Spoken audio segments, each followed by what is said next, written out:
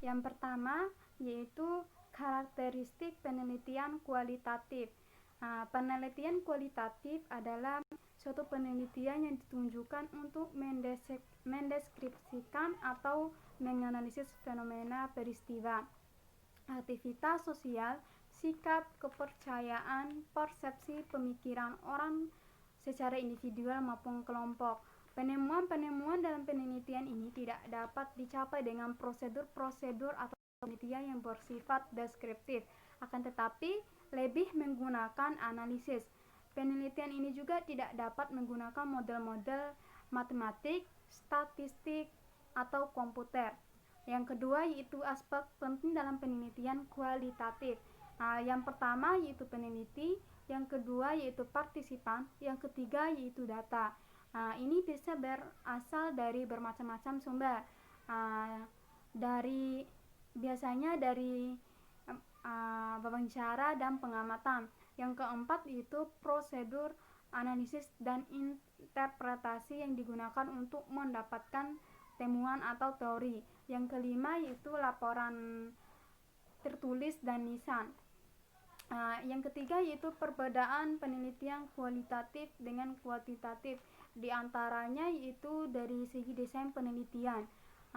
Penelitian kualitatif itu bersifat umum, fleksibel, dan dinamis. Penelitian kualitatif sendiri dapat berkembang selama proses penelitian berlangsung, sedangkan penelitian kuantitatif memiliki sifat yang khusus, terperinci, dan status. Alur dari penelitian kuantitatif sendiri sudah direncanakan sejak awal dan tidak dapat diubah lagi.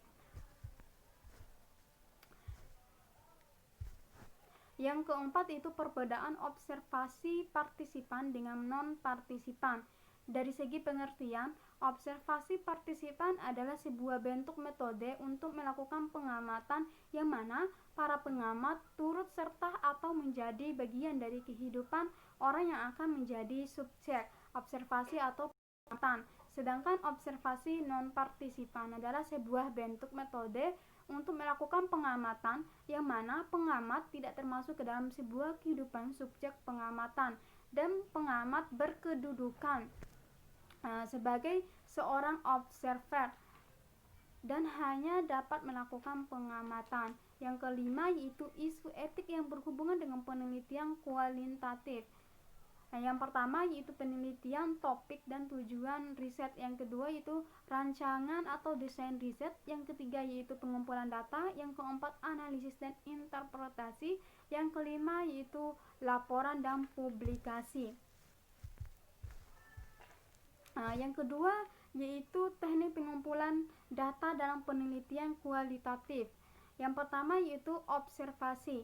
Teknik observasi adalah teknik pengumpulan data dengan cara peneliti melakukan pengamatan langsung di lapangan. Teknik ini sangat relevan digunakan dalam penelitian kelas yang meliputi pengamatan kondisi, interaksi pembelajaran, tingkah laku anak, dan interaksi anak dengan lingkungannya. Secara umum observasi itu dapat dilakukan dengan cara yang pertama observasi partisipan, yaitu apabila orang yang melakukan observasi turut ambil bagian atau berada dalam keadaan objek atau observasi. Yang kedua yaitu observasi non partisipan, yaitu suatu proses pengamatan observasi tanpa ikut dalam kehidupan orang yang diobservasi dan cara terpisah berkedudukan sebagai pengamat. Observasi dibagi menjadi 3 macam, yaitu berdasarkan observasi partisipan, observasi non partisipan, dan observasi kuasi partisipan. Yang kedua yaitu interview atau wawancara, adalah proses memperoleh keterangan untuk tujuan penelitian dengan cara tanya jawab sambil bertatap muka antara si penanya atau pewawancara dengan si penjawab atau responden dengan menggunakan alat yang dinamakan dengan interview guide atau panduan wawancara. Wawancara dapat dilakukan dengan tatap muka maupun melalui telepon. Yang ketiga yaitu kuesioner. Kuesioner merupakan suatu teknik pengumpulan data secara tidak langsung.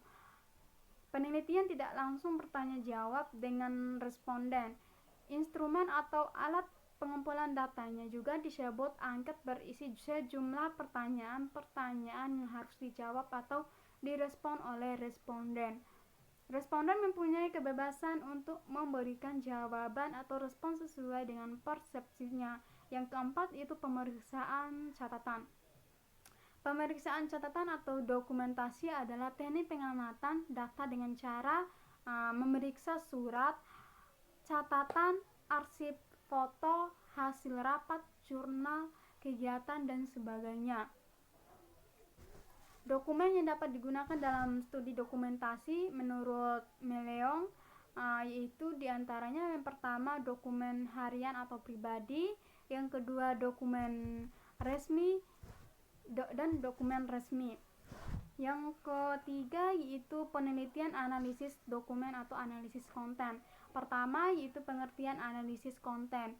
Analisis konten adalah penelitian yang bersifat pembahasan mendalam terhadap isi suatu informasi tertulis atau tercetak dalam media massa. Pelapor analisis isi tidak dapat dilakukan pada semua penelitian sosial.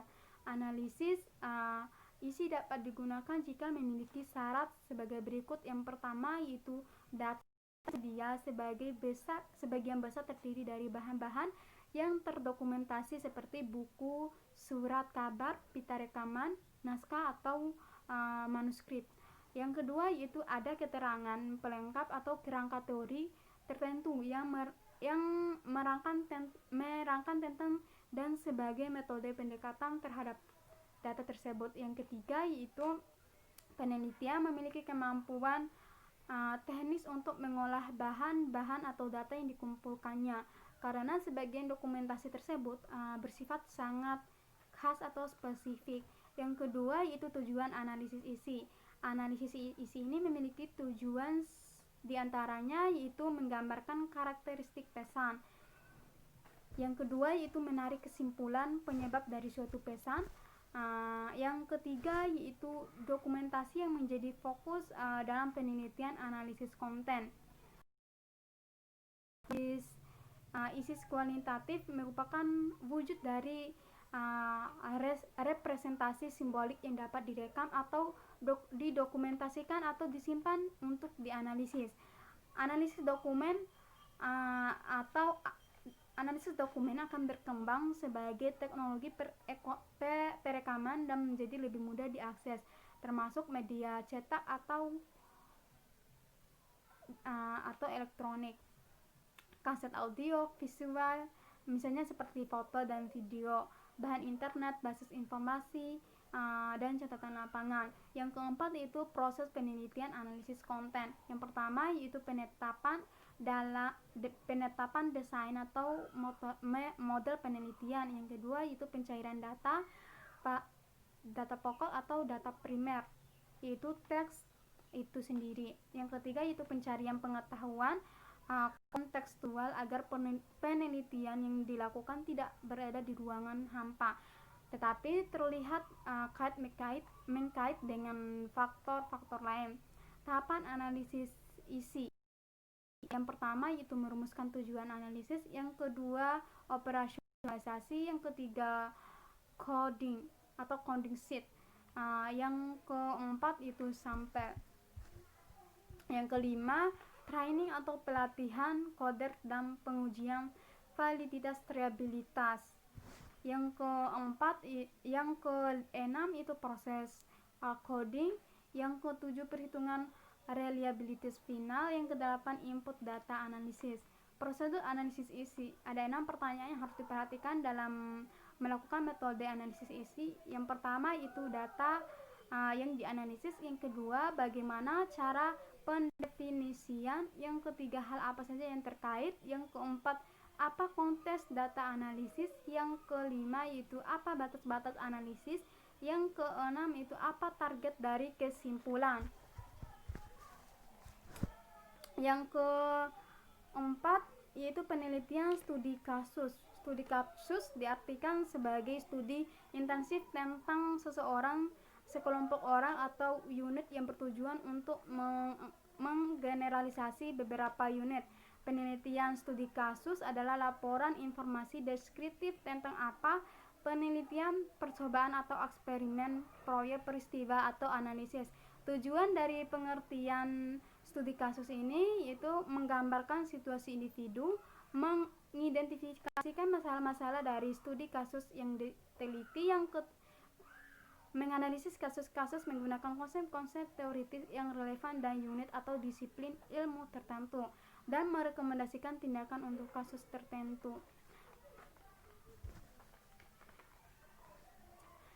Yang kelima yaitu penelitian etnografi. Pengertian penelitian etnografi adalah metode kualitatif di mana peneliti mengamati atau berinteraksi dengan subjek yang diteliti di lingkungan kehidupan nyata mereka. Tujuan dari penelitian etnografi adalah untuk menggambarkan budaya atau struktur dengan serinci mungkin, termasuk bahasa, adat, istiadat, nilai-nilai upacara keagamaan, dan hukum. Proses penelitian etnografi berlangsung tidak secara linear, melainkan dalam bentuk siklus. Berbagai tahapan seperti pengumpulan data, analisis data, dan interpretasi dilakukan secara simultan dan bisa diulang-ulang. Yang ke jenis-jenis penelitian etnografi memiliki beragam bentuk, akan tetapi jenis utama yang sering muncul dalam laporan-laporan penelitian pendidikan adalah etnografi realis, studi kasus, dan etnografi kritis. Tekniknya yaitu yang pertama yaitu holistik. Artinya penelitian harus memiliki empati dan melakukan identifikasi terhadap kelompok. Mereka harus hidup seperti orang lokal. Yang kedua yaitu semiotik, artinya peneliti memeriksa bentuk simbolis yang digunakan oleh orang-orang dan menganalisis sehubungan dengan seluruh budaya yang berkembang dalam suatu kelompok. Yang ketiga yaitu kritis, artinya peneliti mencoba mengungkapkan apa yang biasanya tersembunyi dan tidak terucap dalam budaya dan mencari pada asumsi.